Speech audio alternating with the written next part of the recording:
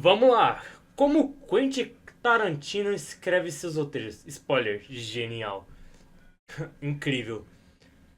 Mano, esse maluco é tão foda que ele falou pra atriz ficar descalça e deixar ele lamber o pé dela. E ele se introduziu no filme pra fazer isso, cara. Você tem noção disso? O cara é Sigma. Louco, doido, maluco. Por favor, se inscreva no canal, deixa o like, comente e apareça nos próximos vídeos. Falou. Kojima dos filmes. Do cinema, de verdade. Porque eu sempre falo, Kojima, na verdade, ele sempre quis entrar pra indústria do cinema, mas ele nunca conseguiu. The Oscar goes to Mr. Tarantino. Incrível.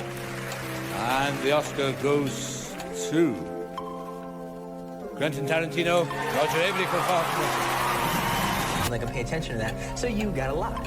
All right. Standard operating procedure, you know. It's like, I mean, you Mano, know. olha a cara do maluco. Quentin Tarantino. E agora vai falar com Quentin Tarantino. The film industry would be a much drier place without. Um dos diretores mais influentes dos últimos 30 anos, Eu reconheço essa produzindo, voz, mano. roteirizando Calma e aí, dirigindo eu reconheço essa voz. Não é possível. filmes como Cães de Aluguel, Pulp Fiction, Kill Bill, Bastardos Inglórios e Era Uma Vez em Hollywood. Incrível. Tarantino conta com simplesmente 32 indicações ao Oscar, se igualando em indicações a grandes diretores de Hollywood como Christopher Nolan, Steven Spielberg e Martin Scorsese. Conhecido por seus monólogos icônicos, diálogos extremamente realistas e por histórias simples, mas cheias de reviravoltas, Gotta have an opinion. A I mean, do you ação think dos that God filmes came era down from incrível. É heaven and incrível. stopped? Louco.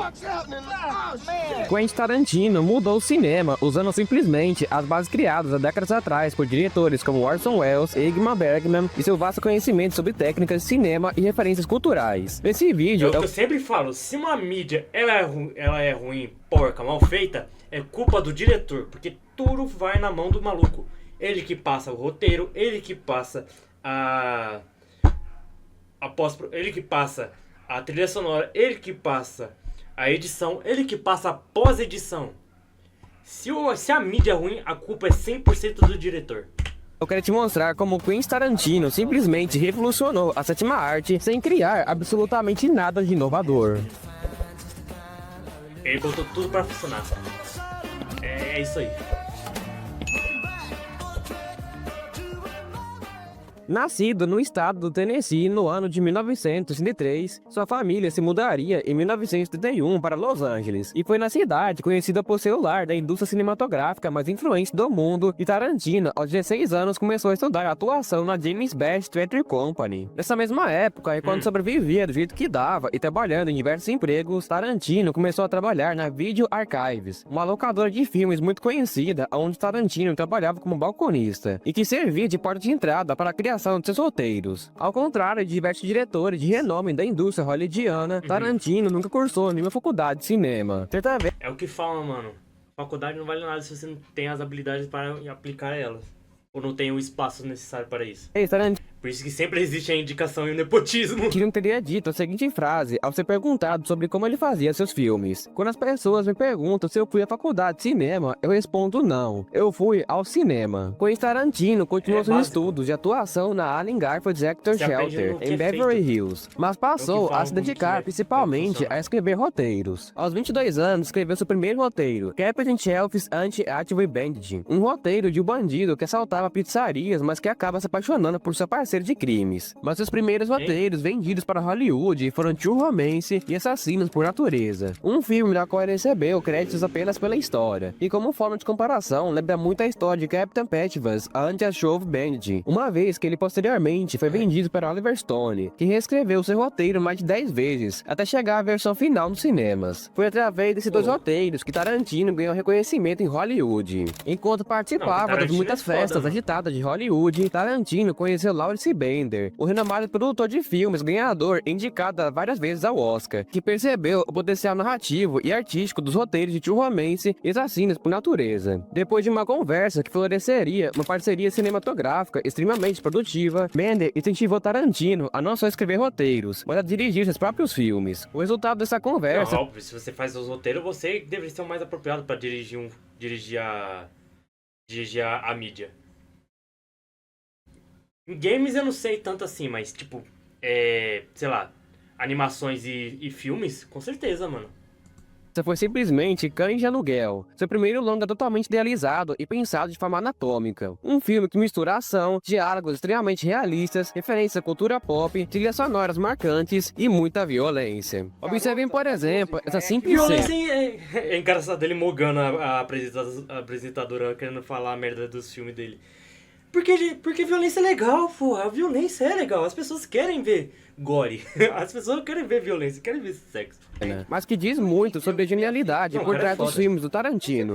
Ele pode, ele pode. Mas eles dizem no final da música. Eu sei, imbecil, eu entendi. É isso que eu tô falando. Ah, eu acho que eu entendi. Eu Quer dizer que conheço você a que não sabe a música, letra e eu é que sou Ah, imbecil. Essa Já parte. chega. Eu pago a conta e vocês dão a gorjeta. Dá $1 por pessoa. E você?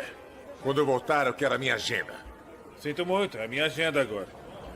Olha, eu mudei de ideia. Mata esse cretino pra mim, vai.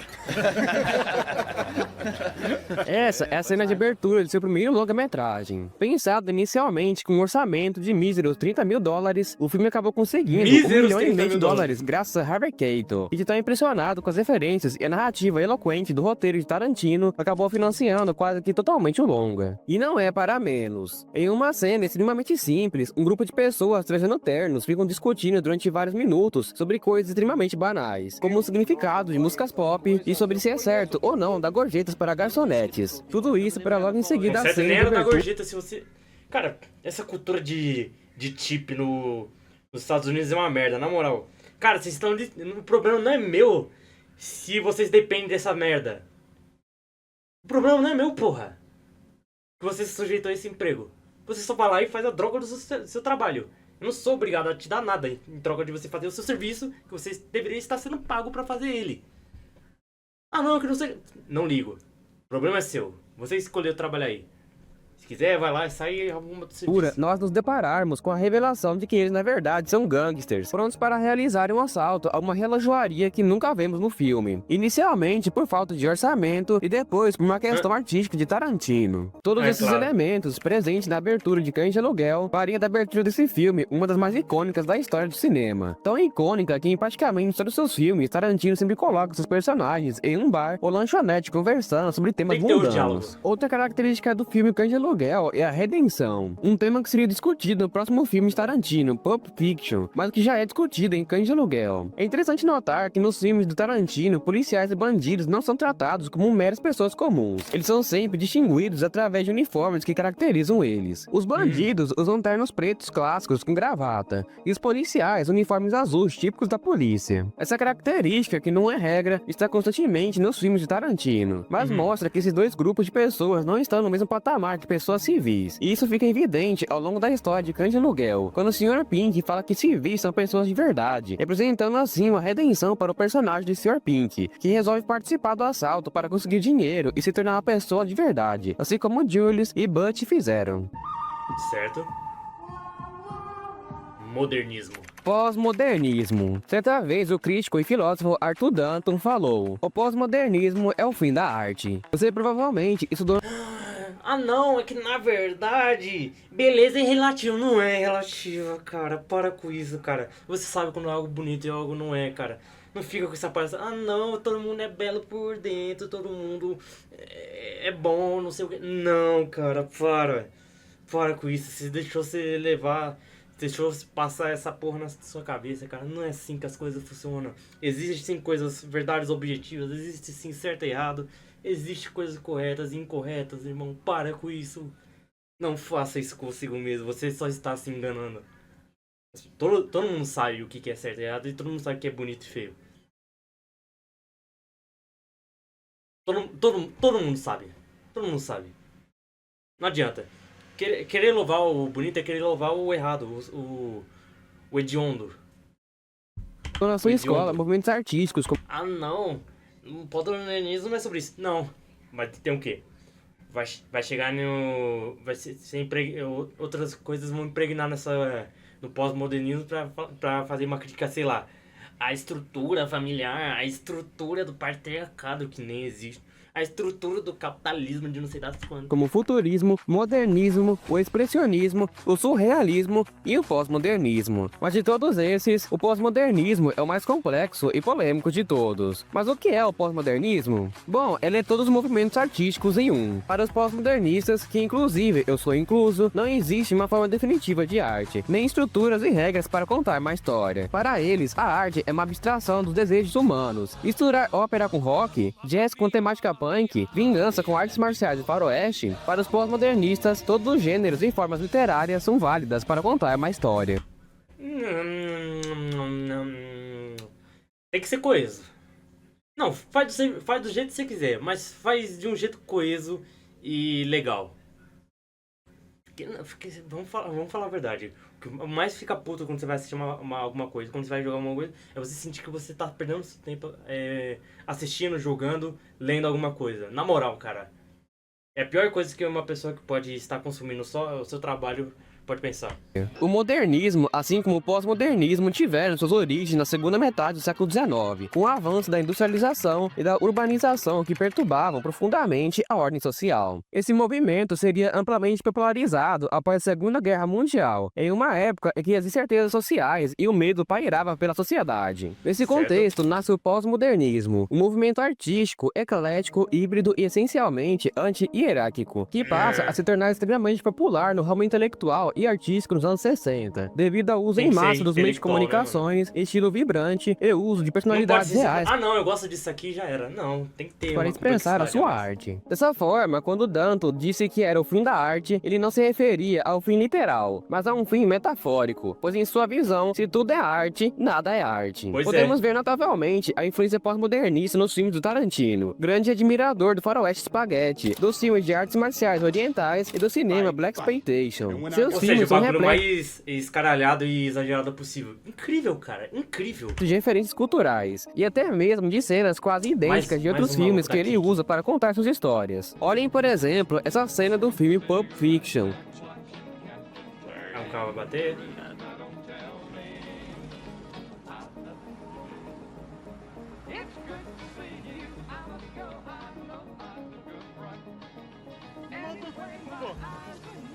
E agora olhem essa cena do filme Psicose.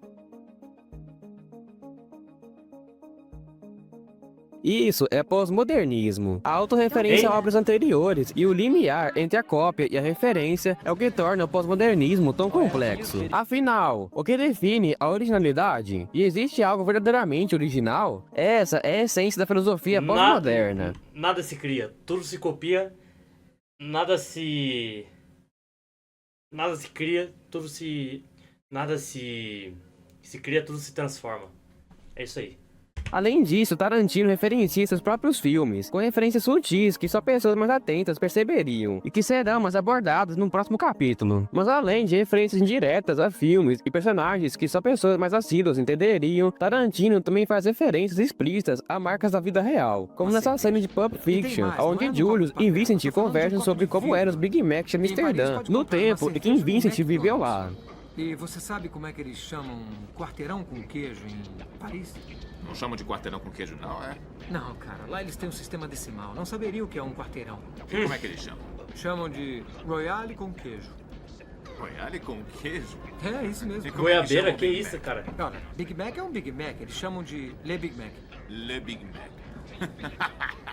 Ao longo do filme, é possível ver o personagem Julius e Vincent em cenas comendo hambúrgueres e tomando refrigerantes, enquanto lembram do quão saboroso são as sensações que o gosto daquela comida proporcionam, em uma clara visão crítica ao consumismo norte-americano. A admiração de Tarantino pela novel vogue francesa é evidente em seus filmes, como o penteado de Uma Thurman em Pulp Fiction, que lembra o penteado da atriz Ana Karina em Bond à Parte, um filme lançado no ano de 1964 e dirigido pelo renomado diretor francês Jean-Luc Godard. O filme que escracha completamente o pós-modernismo tarantinesco é Kill Bill, um filme dividido em duas partes tão ambicioso. É da hora que o cara fez o bagulho de One Shot Camera, que é o mesmo conceito de God of War 2018, que é tipo sem cortes, numa cena longa ou tipo no resto do que filme conta inteiro. uma história de vingança, com artes marciais, cenas de ação estilizadas, referências a super-heróis e que mistura até mesmo Incrível. elementos de faroeste espaguete, para contar uma história que não é original, mas que é incrivelmente bem contada e executada.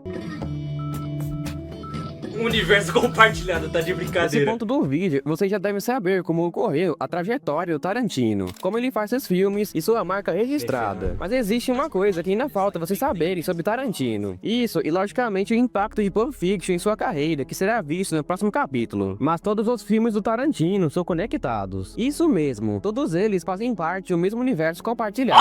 Na verdade, sim, existem dois universos compartilhados. Tarantino usa um conceito muito usado pelos pós-modernistas, que é a autorreferência e a metalinguagem. É só você perceber isso nesse álbum dos Beatles. Nele você percebe personalidades históricas como Bob Dylan, Karl Marx e até mesmo versões anteriores dos próprios Beatles. Tarantino utiliza disso para criar dois universos compartilhados. Um que se passa em nossa realidade, o chamado universo real, e outro que se passa em um universo fictício, onde eles são apenas filmes que personagens como Julius e Vincent assistem quando vão ao cinema. Um exemplo que deixa isso bem claro é no filme Pulp Fiction, onde Mia Wallace cita que atuou no piloto de uma série que fracassou, mas que contava a história de um grupo de 5 mulheres, cada uma especialista em uma arte marcial, mas que nunca foi ao ar. A trama desse piloto é simplesmente a trama do filme Kill Bill, mas com um nome diferente. Mas nada representa melhor esse universo compartilhado tarantinesco do que a rede de hambúrgueres Big Kahuna Burger, que aparece notavelmente em Pulp Fiction, mas que é referenciada em A Prova de Morte, Um Drink no Inferno e Cães de Aluguel. Podemos traçar a cronologia de Tarantino como começando em 1858, em Django Livre, Os Oito Odiados em 1870, Bastardos Inglórios em 1944, Era Uma Vez em Hollywood em 1969, Cães de Aluguel em 1990 e A Prova de Morte em 2007. Ainda possuímos diversas qualidade conexões dos vídeos do familiares Carpenter nos é filmes incrível tarantinescos, mas o mais interessante é o de Vincent Vega, que é simplesmente irmão do Sr. Blood de Cães de Aluguel. Em certo momento do filme se revela como tendo o nome de Vicky Vega. Tarantino nunca faz nada sem motivo, e a própria existência desses dois universos evidencia isso. Considerando seu amor pelo cinema e sua admiração pela arte pós-moderna, fica evidente que para Tarantino, cinema é mais do que trabalho. É um parque de diversões com infinitas possibilidades.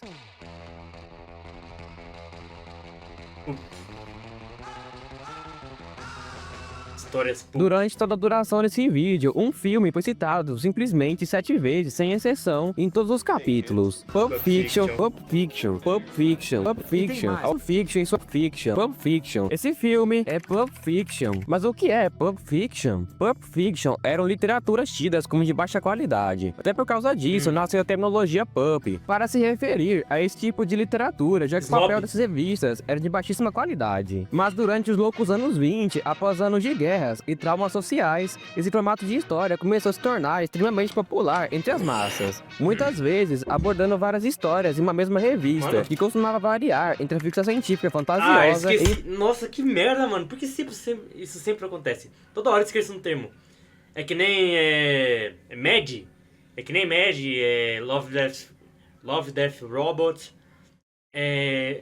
Histórias ontológicas, é isso? histórias policiais trágicas. Foi em uma dessas revistas pulps que Bruce Wayne faria sua primeira aparição como Cavaleiro das Trevas de Gotham, um personagem tão popular que tornaria a Detective Comics uma revista exclusiva sua e popularizaria sua marca em todo o imaginário popular, inclusive o imaginário de Tarantino. O filme de Tarantino, além de referenciar em seu nome provisório um personagem clássico das histórias pulps, também utiliza de sua estrutura de contar histórias para criar esse que talvez seja o seu filme mais lembrado. Aqui não é se contado uma única história. Na verdade, o pós-modernismo descarta a ideia de que existe uma grande narrativa acontecendo em uma história linear. Ou seja, é a moda Aqui nós caralho. acompanhamos 3 histórias contadas paralelamente em uma ordem não linear e que se conectam no fim. A história do romance musical de Vincent Vega com Mia Wallace, que referencia a carreira cinematográfica de John Travolta em filmes como Embalo de Sábado à Noite, mas que também referencia diversas outras obras, como Bonde à Parte, a própria série do Batman de 1916 e o filme Aristogatos. A história de gangster de Julius e Vincent tendo que realizar uma missão para Marcellus Wallace e que dará sequência à história musical de Vincent com Mia, que é a história de terror vivida por Butch e Marcellus. Cada uma dessas histórias são contadas de forma paralela e de uma forma não convencional. O prólogo do filme inicia com um casal em uma lanchonete, interagindo normalmente até que eles se revelam como assaltantes e ameaçam as pessoas que trabalham naquele lugar. Logo em seguida, a cena de abertura vem a história de Julius e Vincent indo recuperar a maleta de Marcellus Wallace. Mas antes de realizar essa missão, Vincent comenta com Julius que Marcellus pediu para que cuidasse de Mia enquanto estivesse fora, o que rende um monólogo típico de Tarantino sobre se Vincent estaria tendo ou não um caso com Mia. Logo após essa história, nós temos o desenrolar da trama de Vincent com Mia, que acaba quase terminando de forma trágica quando Mia tem uma overdose por excesso de cocaína. A história de Mia termina aí, mas a história de Vincent continua. Dessa vez, temos o desenrolar da trama de Butch, que tenta fugir da vingança de Marcellus Wallace, após Butch se recusar a perder uma luta. Em dado momento do filme, Butch mata Vincent, enquanto este saía do banheiro, acabando assim com a história dele. Cronologicamente, o filme termina com a história de Butch pegando sua moto com a sua namorada e indo embora do país em um pôr do sol após ele e Marcelo serem torturados e se entenderem. A história do filme, no entanto, continua com Julius e Vincent tomando café na lanchonete que está sendo assaltado no início do filme. E é aí que temos o desfecho do filme, com os dois impedindo um assalto e Julius se aposentando da vida do crime, após quase ser baleado no início do filme e ser supostamente salvo por uma intervenção divina. Depois disso, Vincent continuará sua história, onde ele morrerá para Butch. Ok. Custando míseros 8 milhões de dólares, Pulp Fiction faturou 213 milhões nas bilheterias. Algo completamente surpreendente para um filme independente e que possui um estilo de contar histórias completamente único. Algo parecido com as histórias pulp dos anos 30, Pulp Fiction acabou tornando o cinema independente um cinema de massas, mesmo sendo feito com baixos orçamentos e propagandas limitadas. O impacto comercial de Pulp Fiction pode ser visto, por exemplo, em Fargo, um filme dos também pós-modernos irmãos Coen, que fez simplesmente 60 milhões de dólares das bilheterias, tendo um orçamento de apenas 7 milhões de dólares. Você vê, mano, sempre bom você tentar fazer uns bagulho diferentes com orçamento baixo, pra você ter baixo risco de você poder se ferrar muito. Recebeu 8 indicações ao Oscar. Eu disse que os jogos hoje em dia deveriam ser baixo orçamento, porra. Não precisa ser indie. Seja baixo orçamento. Não tem que ser uns 80 milhões de dólares. Mas só ganhou o Oscar de melhor roteiro, feito que Tarantino repetiria apenas 18 anos depois com Django Livre, que ironicamente, apesar de ser reconhecido como um grande diretor, nunca ganhou nenhuma estatueta do Oscar por melhor direção. Brizola. O cara é tão foda. O cara é tão foda que se colocou no filme para poder lamber o pé de uma atriz. Não, o cara é zica, mano. O cara é zica.